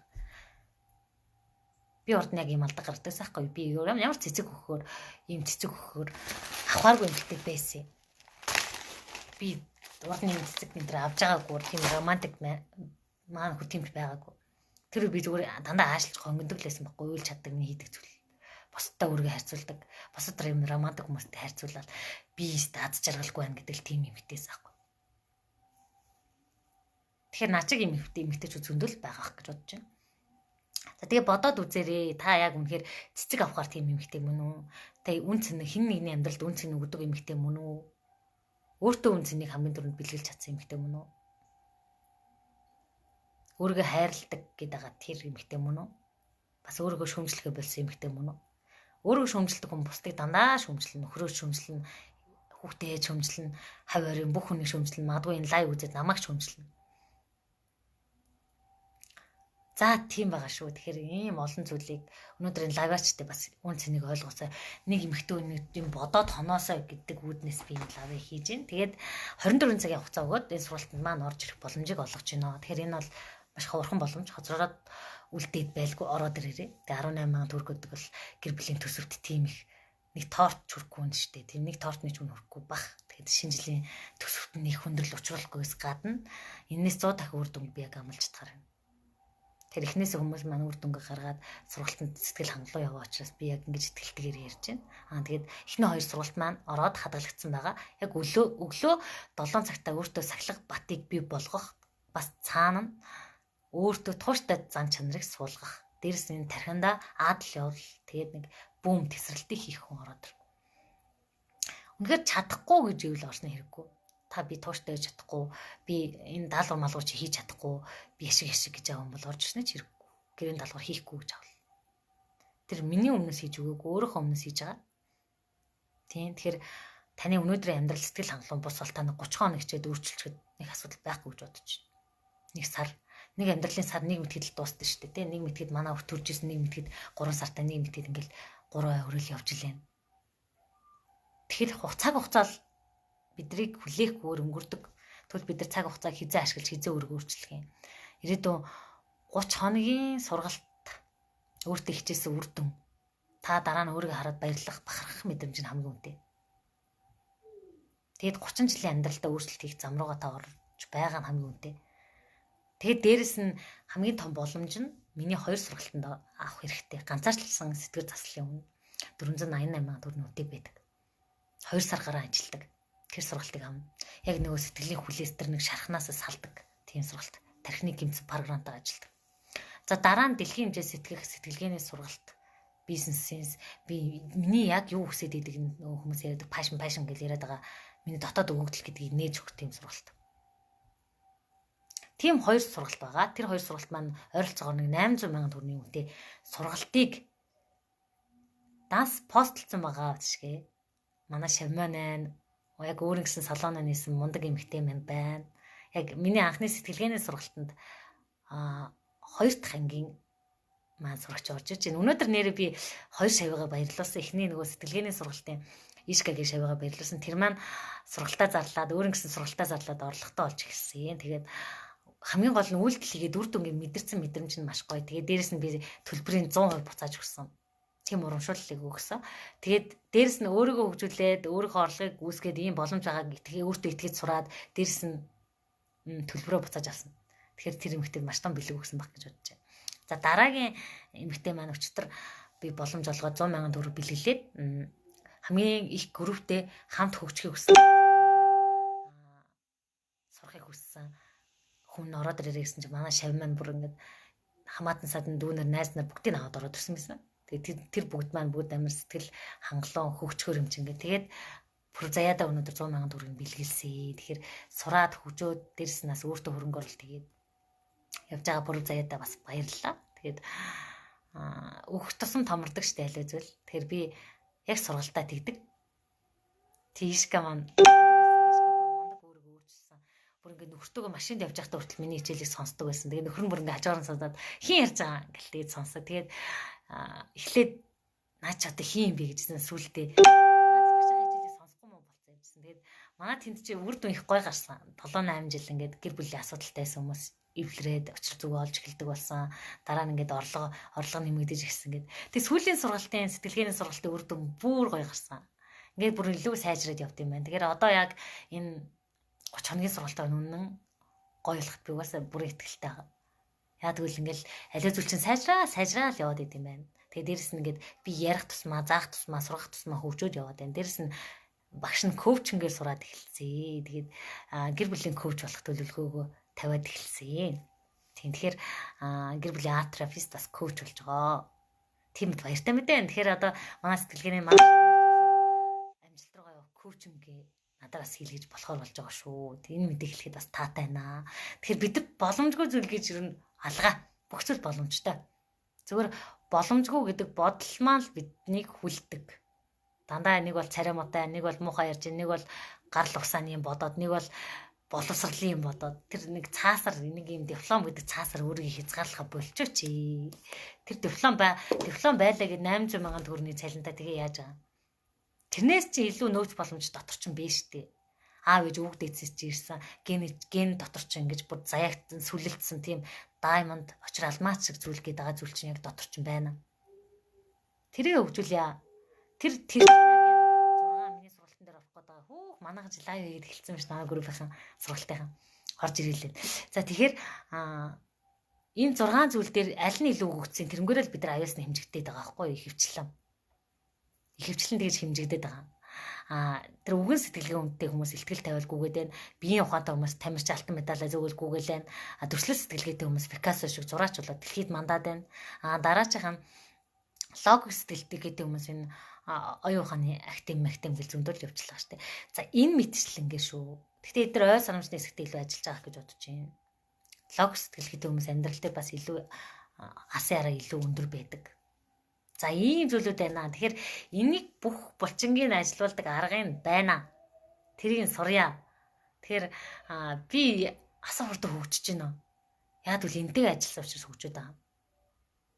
Тэгэд баш хүртэл гахаа чи яаж юм хурдан аливаа зүйлийг сураад хийгээд идэг болсон гэхээр би өөр ажилласан байхгүй энэ те. Өөрөө энэ үгэн сэтгэлгээний дээр ажиллаж исэн дасгалуудыг бас хийж исэн. Дээрэс нь 70 томсрын дасгалуудыг би байнга хийжсэн. Сургалт болгоноосоо дандаа ингэж багш нараа химс орчдөг гэсэн байхгүй. Сургалтанд орсон хэдэн төгрөгийн төлбөр өгсөн бай. Тэр багшийн мэдлэгийг би 100% өөртөө шингээж авахгүй бол хандаа чи хинж биш шүү. Өөртөө хэлдэг гэсэн. Та нар маань ч гэсэн тэгж үз. Сургалтанд төлсөн төлбөрөө бодох биш. Энэ багшийн мэдлэгийг би сорно шүү. Дандаа асуулт асууна. Сүүлдээ багш нар нь залхдаг байсан. Еврейж цойлогс дээр гардаг штэ. Цойлогс дээр гардаг те. Ээж нар нь хүүхдээ бид нар бол онцдуу аваараа гэдэг явуулдаг бол цойлогсдын еврей ээжүүд болохоор багшаас сайн асуулт асуугаад ирээрээ гэж хэлдэг. Хэдэн асуулт асуусан бэ? Хүн асуултаараа хөгждөг байхгүй юу? Асуулт ингээ асуугаад явах тусмаа. Коуч нэрээ аргачтай тийм штэ дандаа асуулт асуугаад тархийг утлаад яваад байдаг штэ. Тэгэхээр миний хамгийн сайн чаддаг зүйл тархийг ухах. Ялангуяа сэтгэл зүйн орж ухах. Асуултаар ингэж бөмбөгдөв. Тэгээ тухайн хүний надад нөгөө өгөгдсөн авяас гэдэг байгаа зүйл нь бусдын оронд өөрийгөө тавьж үзэж бусдын оронд сэтгэж чаддаг тийм мэдрэмж ахгүй. Тэр зүйл маань үнэт зүйл маань байна гэдгийг ойлгож авсан өөрийгөө яг судлаад тэр тестүүдийг нөгөөд тэгээ тэр маань 10 оноо гарсан гэж ярьсан шүү дээ тий. Тэгэхээр яг авяас өгөгдсөн зүйлтэйгээ мэрэгчлээ холбох чи их сайхан байна. Тэгэхгүй ингээд хоосон мэдлэгтэй хоосон туршлагагүй энэ мэрэгчлэлээр орохоор бас тийм хүн баг гэж би бодож байна. Яг бол бид нар мэддэг зүйлээ цэцэрхэж ярьж чаддаг ч гэсэн практик гэдэг зүйл бидэнд байх хэрэгтэй гэдэг тий. Практик амьдрал дээр практикаар нэг бэлоо хийж үзөөгөөж бэлооны орц гэж хэдүүлээ бодоо л да. Шинэ жилээр нэг хитэн бэлоо ингээд бэлооны ном аваад хийхэр фейлсэн тохиолдол зөндөөд үстэй тий. Түүхий бэлоо гээл яасан тий. Тэгвэл яг энэ сэтгэл зүйчтэй яг тийм байна. Энэ сэтгэлгээч яг энэ бүх зүйлүүд чинь туршлагаараа даван гарцсан. Миний нөгөө давуу тал гэдээсэн зүйл маань юу байсан гэж энэ амьдралын хамтарч бүгд уйлжсэн өдрүүдээс бүх бэрхшээлийг туулж үтсэн маань байсан. Хүний амьдралын бүх бэрхшээлийг ийм залуугаараа туулсан маань явж давуу тал маань байсан. Гинт ингээд эргэцсэн.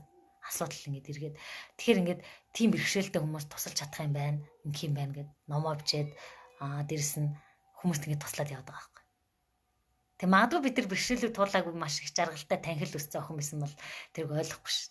Өдөд ийм зүйл яриа сууж ахчихгүй магадгүй шинж шоуд явлаа ч гэж ярьсан байж магадгүй. Тэгэхээр таны амьдралд байгаа зүйл бэрхшээл болгон чинь цаана нь ингээл харчих юм бол бэлэг шүү.